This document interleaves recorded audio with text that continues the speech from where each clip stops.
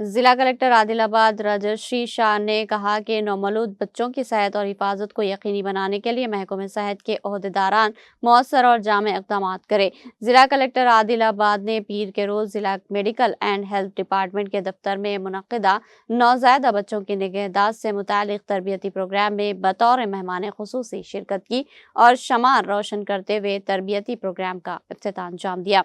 इस मौके पर खिताब करते हुए जिला कलेक्टर ने कहा कि जिले में नौमौलूद बच्चों की अमवात की शरह को सिंगल डेथ तक लाने के लिए डॉक्टर और नर्सेस अमले को ज्यादा लगन और जिम्मेदारी के साथ खिदमत अंजाम देना चाहिए। उन्होंने कहा कि जिले के कबायली और पसमानदा इलाकों में जोग्राफियाई व समाजी चैलेंजेस के बावजूद महकमे सेहत के अमले की अंतिक मेहनत से माँ और बच्चे और कम उम्र बच्चों की अमवात में नुमाया कमी वाक़ई हुई। जिला कलेक्टर ने मजीद कहा कि हर जदगी मरकज पर और हर विलादत के वक्त मियारी तिब्बी सहूलियात फराहम करना ही इस तरबियती प्रोग्राम का असल मकसद है।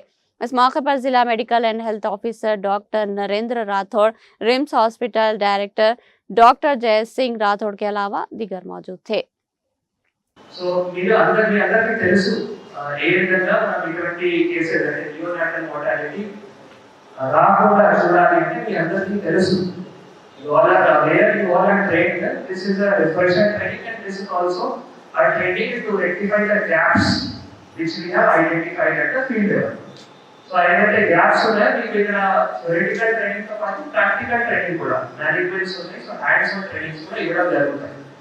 అయితే డెలివరీ పాయింట్స్ లో మనం జాగ్రత్తగా తీసుకుంటే రిమ్స్ వరకు రావాల్సిన అవసరం కూడా లేకపోవచ్చు.